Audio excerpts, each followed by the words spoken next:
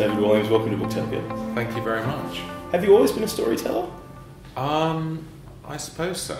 I suppose it starts with telling lies. if you tell a lot of lies as a child, maybe you become a writer in later life. I suppose it's more about the imagination and dreaming up ideas.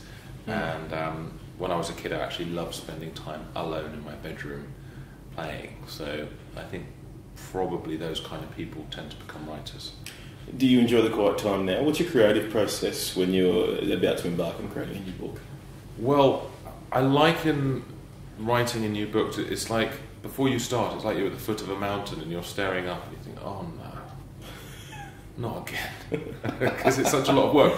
And there's never more work than before you've written the first sentence. Generally, I plan out the story, I make notes if I have even words, sentences, phrases I want to use, character names, that sort of thing.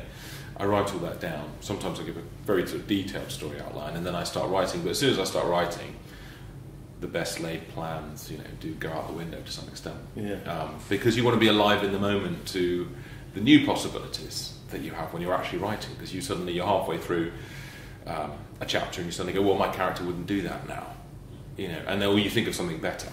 Yeah. So it's actually really freeing to be.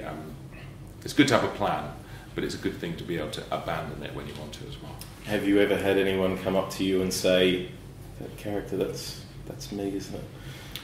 We had when we were doing Little Britain, a lot of people would say, "Oh, that character's based on me, isn't it?" Yeah. I'm not sure why they'd want the character based on them, but I mean, normally, the truth be told, most characters start out to some extent with a little germ of truth, and then you exaggerate it or you change it in some way and it becomes a character. But the characters in the books, I'm not sure there's any that are very closely based on anyone living. There's one character in Ratburger. We have an evil villain called Bert, who was actually based on a contestant that I met when I was judging Britain's Got Talent. The gentleman's act was eating live cockroaches. And I thought, well, if he does that, what else would he do? Maybe he'd turn rats into burgers, and that was the starting point for the story. I'll be honest with you, I think rats into burgers is a better career than any cockroaches. All your books seem to occupy sort of like a Walliams world. The characters, the language, it's beautiful. Is there any chance we might see the series continue into something? Maybe a sort of Walliams Avengers come in, with all the characters coming into one? Putting them all together and they have to fight Ultron. It's not something I was thinking of. Well, it's the age of him, so... It's the age of Ultron, I'm not sure. I quite like to maybe bring some of the characters together. I mean, we often thought about that when we were doing Little Britain, and then we thought, you know what, you don't really want them to meet each other because they're sort of all the main characters of their particular world. Yeah. But who knows, where the future takes you. And I'm glad I haven't done any sequels yet. Yeah. I quite like not doing sequels. I'm doing an original story each time. Because a lot of children's writers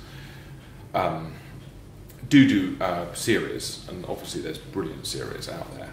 But I thought it was a good point of difference that I wasn't doing that. Yeah, it is, and that's the interesting thing, and that's possibly one of the reasons that you compared to Roald Dahl, apart from you being loved by children everywhere and selling screens of books. That comparison, have you felt pressure, or when you first heard it, did you think, I'm doing something well, if I'm being compared to him? I think it's a comparison that flatters me and insults him. Yeah. But I think early on, because we shared an illustrator in Quentin Blake, who famously illustrated pretty much all of Roald Dahl's books, and because I suppose I was treading a line with sort of darkness and humour, people made those comparisons. But I mean, it's lovely for me because he's my hero, and you should learn from your heroes. And I do reread his books and think, right, okay, how has he done that? Or how can I be in some way aspire to be in any way a writer in the same breath he is?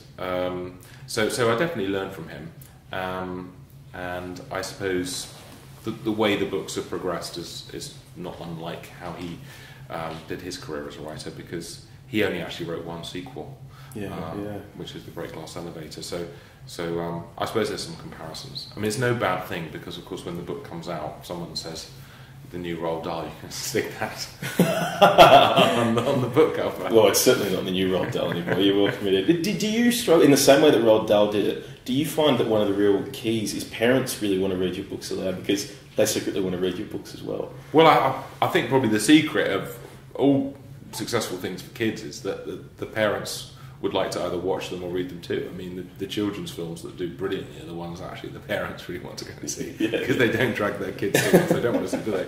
And I suppose if you're reading a book at bedtime with your child, I suppose sometimes it's a nostalgia, isn't it? That's why often, these books written 20, 30, 40, 50 years ago are still selling. But yeah, I suppose adults have bought into the world of it too. And I'm lucky that there's been TV versions as well, and the books have now been translated into 40 languages. I mean, it's far beyond what I could ever envisage, because it starts off as a hobby.